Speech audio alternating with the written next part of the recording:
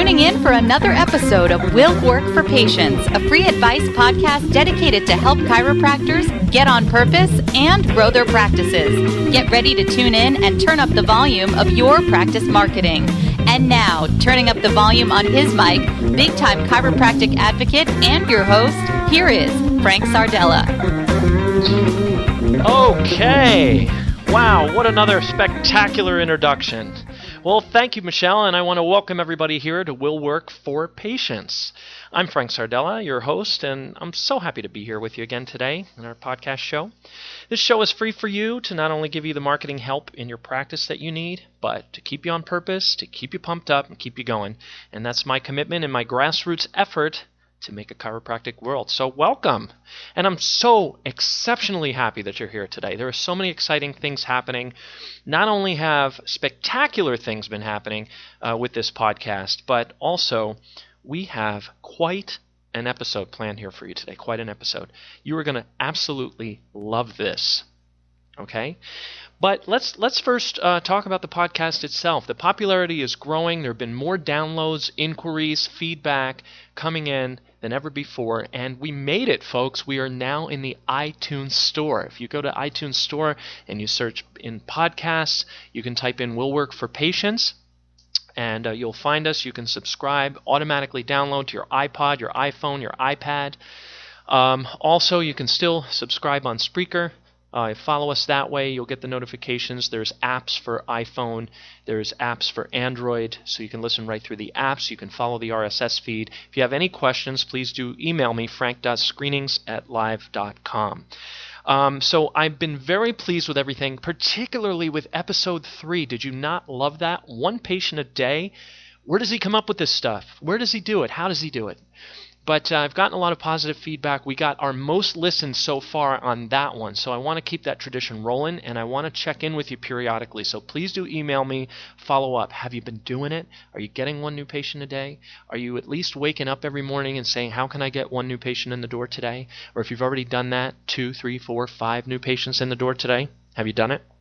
Well, if you haven't, give it a try. Re-listen to the episode. You can listen as many times as you like. Listen to it over and over. Get pumped up, okay? This is designed in audio format so you can do it while you're doing other things, while you're eating your breakfast, right? While you're sitting there doing narrative reports, soap notes, all that kind of stuff that chiropractors do, right? Even when you're working out at the gym, riding in the car on the way to work, any of it, okay? So tune in, listen. I definitely want to, that's what it's here for. Okay. Today's episode is entitled Ambulance Chaser. Isn't that exciting? What a title, huh? Did that one draw you in? Obviously it did. You're here. You're listening. But I want to tell you something. This isn't an episode about getting you to chase ambulances. Make no mistake about that. But stay with me. Stay with me, okay? Because actually what I'm going to teach you in today's episode is a fundamental principle that's behind true wellness-based practices that most chiropractors just don't see. And it's right there under your nose, but it's something you haven't really noticed. But it's how you can achieve a wellness-based practice in your community through your chiropractic marketing. And I'm going to definitely cover that today. How's about that? Does it sound good? You don't believe me? Well, watch me. So we're going to cover what ambulance chasers do and something you probably didn't know about some of them. You're also going to find out a surprise at the end of this podcast that I think just all in and of itself will sort of shift your view of this. It'll shift your mindset on it if I didn't penetrate or get through to you and everything else. We're going to do, and trying to keep with a little tradition here, we're also going to do a top 10 list. On today's top 10 is going to be about your perception of the subject of ambulance chasing specifically. I've gotten a lot of feedback. Man, I can do top 10 lists until kingdom come, let me tell you. Okay, and we're going to talk about what wellness-based mindsets are based on, what they're all about, and how you create them, because there's something that are created. They're not people aren't born with that mindset per se. And we're going to relate it all back to you, and to you specifically creating that wellness-based practice you always envisioned when you went to chiropractic school. Sound exciting? So we have a lot of ground to cover, so let's fire this one off, shall we? I don't even know how I'm going to jam-pack this into 30 minutes, but we're going to give it a go. Okay, so let's start with the top 10 list. But the top 10 ambulance chasing comments I've heard from chiropractors over the years. And here they come. Number 10. was that PI cases are a complete pain in the whatever you say. Okay, there are many body parts you've used to describe this one. I hear you, but I'm just giving you guys some feedback so you can hear what everybody else thinks. These are the most common. Number 9, I didn't get into practice to chase ambulances. I think that's actually a pretty reasonable one. But we're not here to take these up and definitely shift you on that. I want to show where we're starting from. Okay? And that's believable. You didn't get into chiropractic to chase ambulances. Neither did I. I don't want to, this is number 8, I don't want to turn into a mill like so-and-so up the street, a practice I used to work for years ago, whatever. You guys have this perception of this thing called a mill. And we're going to get into that. There's also, you call it a sort of fast food practice or something. Drive-through chiropractic, right? Number 7, I have been burned on auto accident cases or no-fault cases, okay? And I'm sure there are plenty more horror stories than I've even heard, and I've heard quite a few of them. So I can see where that would deter somebody and give them that attitude. Number 6, I don't practice in a no-fault state. Now, some of you do and don't, and by the way, this might not be a derogatory thing. Some of you may be very interested in these cases in the states where they're at. I don't know the insurance layout of these things, okay? All I focus on is the patient getting care and so on. So that may be a good one, it may be a bad one, but I've mostly heard it in a derogatory sense. Number 5, no-fault regulations are too strenuous, too much red tape, so on and so forth. This sort of goes along with PI cases and all that kind of thing. There's just too much stress to be worth, the money that comes from it. Number 4, it takes too long to get paid. You're taking on a number of these cases, and it takes forever to get paid. Some of them you're still waiting to get paid on from years ago. Whatever. We get that from you. Number 3, I hate writing narratives and reports. This is one we always sort of laugh to ourselves about because we see it all the time. I know most of you don't like writing reports or whatever, and I know there's a lot of paperwork that goes along with this kind of stuff, and that sort of goes along with the red tape one, but this is another way you say it. Number 2, I don't have time to go to court and testify. Some of you are a little shy about doing that, but mostly it's a time factor, and you just don't want to waste the time. You don't want to put in the effort to do that. And what is the number 1 ambulance chasing factor that I hear about? It actually is sort of a negative of ambulance chasing. It's the reason why you scoff at ambulance chasing, and it's, I want a wellness-based practice, !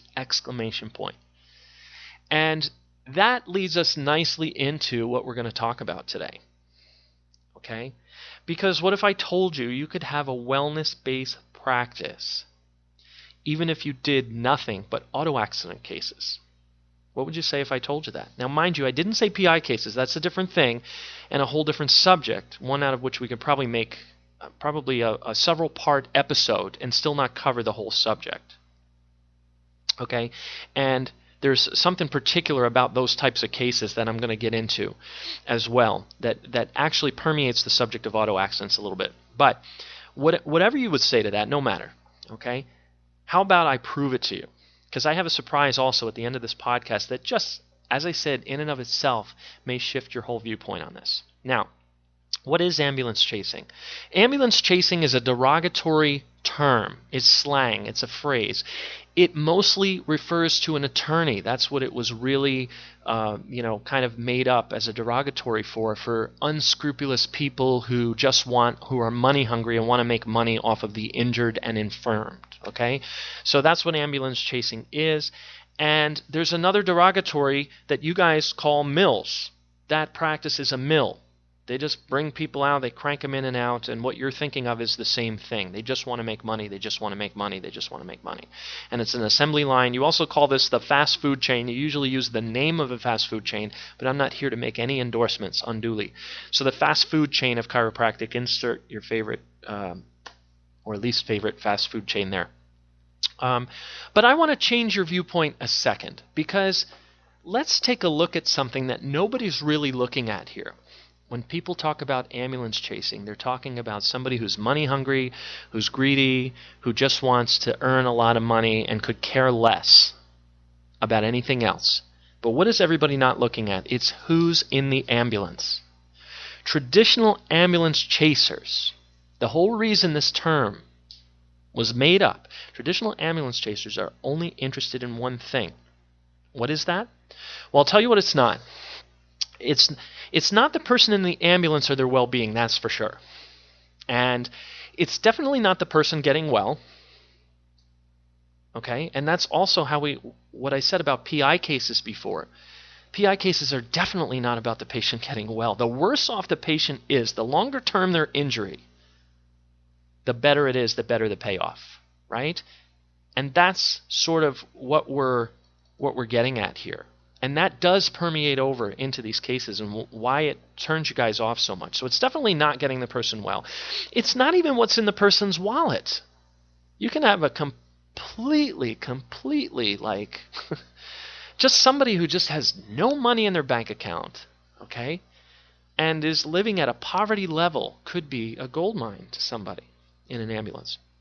So it's not even their wallet, okay, but it's what that person is worth. In fact, I don't think these so-called ambulance chasers even see a person laying there on the stretcher in the ambulance. I think they see a dollar sign laying there. I really do. I think they physically see a dollar sign in place of a person, okay?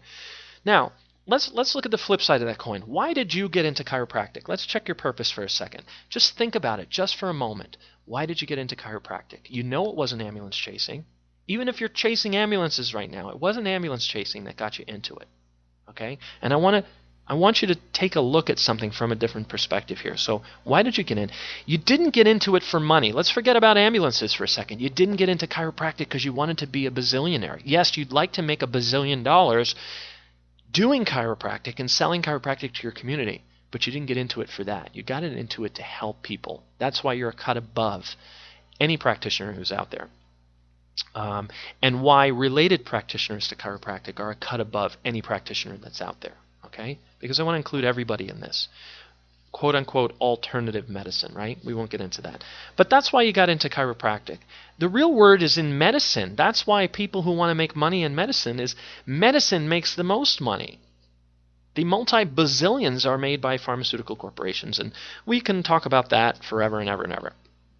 Okay, but you wouldn't have even been an MD. You could have just been a pharmaceutical rep and gone out and gotten a company car, an expense account, large bonuses, and still have your weekends off and get, I don't know, how many weeks vacation. I know most of you guys don't even take a vacation.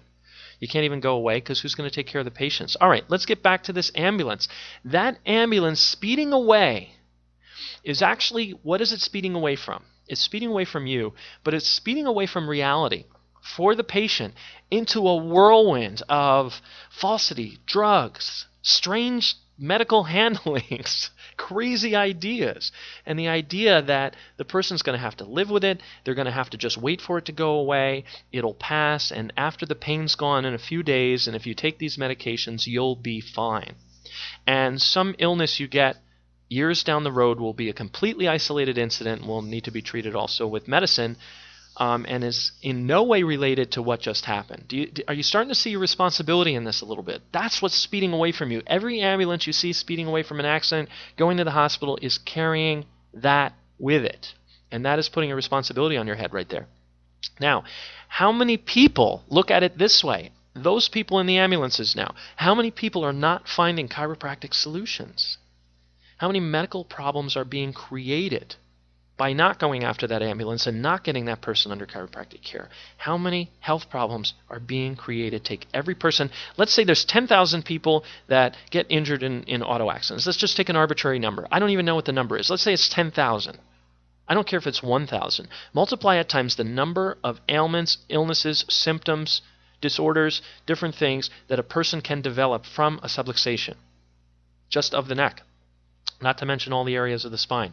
How many health problems are being created with every person who goes off to the hospital and gets prescribed a muscle relaxer and an anti-inflammatory and sent home with a neck brace? How many? Do the math. Okay, there's some math involved here.